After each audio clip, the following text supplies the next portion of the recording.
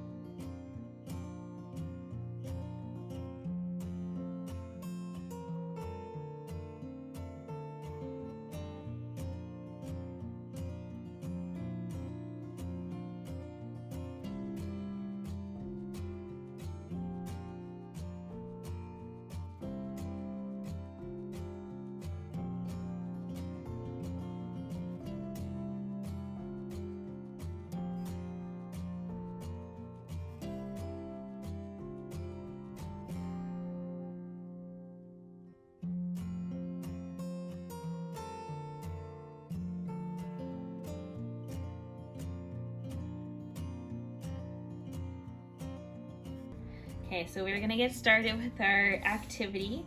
We're going into talking about plants since our theme for this next week is plants. I usually like to do themes for each week just to make it more fun and exciting, and it helps the kids get really engaged with what they're learning about. So we're gonna do what do plants need? So it's just starting off with any colored construction paper, folding it in half. We're gonna divide it into 4 for each of the 4 words. What do plants need? Then we are going to cut them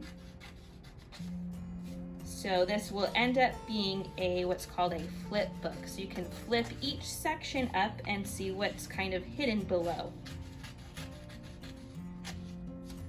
So normally in our class we would talk about the 4 things that our plants would need. They would need sun, they would need water, they would need air, and soil. So for each one, that's what we're gonna put. So the first one I have labeled under here, sun. So it helps, you can either draw this, or you can, if you have yellow construction paper, you can also cut out your own sun as well. So I cut mine out.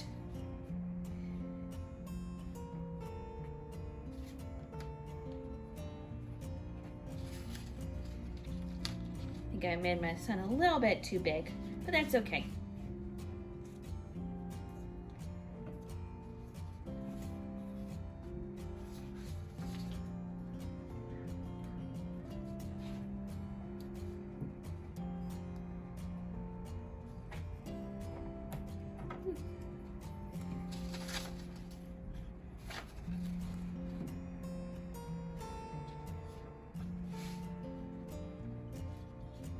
I have my little sun there. The next section would be water. And same thing, you can either draw in water, or you can cut them out. So I made a couple of blue. Since I used a light blue for my construction paper, I used dark blue to cut out little water droplets. So I'm gonna glue those on there.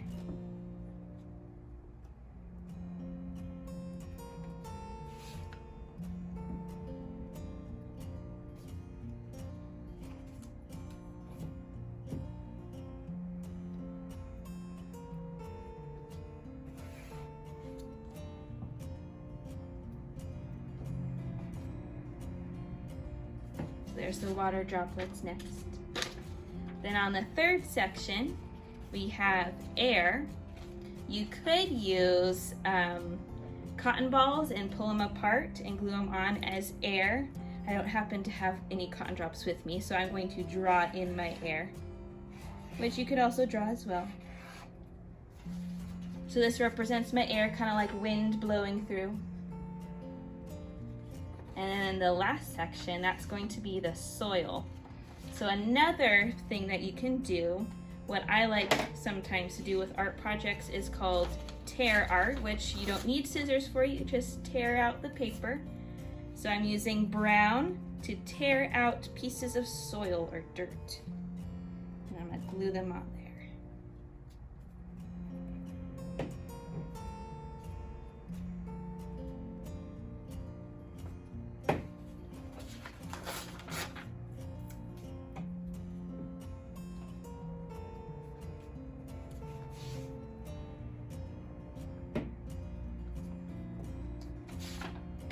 And there's the last section, soil. So this is one thing that we do in Kidspot. It's a great way for them to practice their fine motor skills with cutting, gluing, using their hands. It's a fun art project in the end, and it also is a great visual reminder of the things that of what plants need to survive. Just thinking about, oh, I did a sun, I did the water, all that type of stuff. And another activity that we would do is something kind of like this. There's 2 different versions. It's what plants look like, and they're kind of like their life cycle. We would color, cut out, and then put them in the order from smallest to biggest. Now the reason why I have 2 different versions is because we are a small group. So we do have kids that are at varying levels, and the great thing about having such a small group and having kids at different levels is that we can cater to everyone's individual needs and where they're at. So we really like to be able to have projects that are differentiating for everyone's needs and abilities. Okay, so like I had mentioned earlier, one of the things I like to do is have themes for each week. So another theme that I have that's upcoming is Earth Week. Here's an activity that we would do. It's usually during Earth Week we like to kind of celebrate our Earth and figure out ways that we can reduce, reuse, recycle. And in this activity we would have the different pictures that our kids would cut out, and we'd have to sort whether it's to reduce them, like reduce electricity, reuse them, like reusable bags, and recycle, like recycle our aluminum cans and bottles. And also, since we have transitioned to online learning or remote learning, we do have a couple of Kidspot clubs, which I'm really excited about. One of them is our Dr. Seuss club.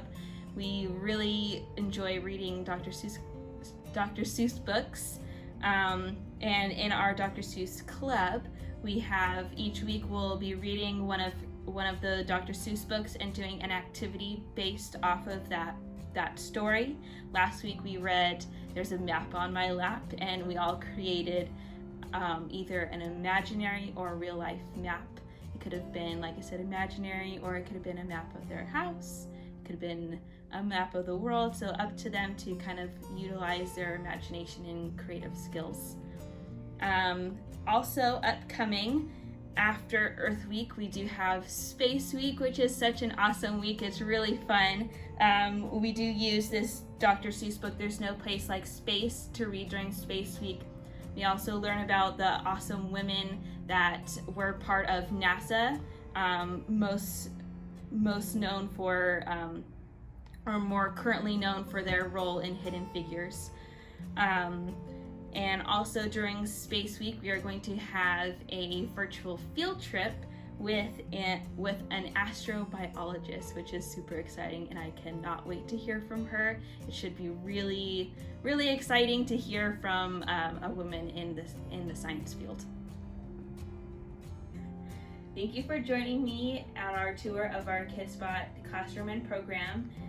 If you have any more questions, you can always visit our webpage at american-academy.org or give us a call to answer any more questions.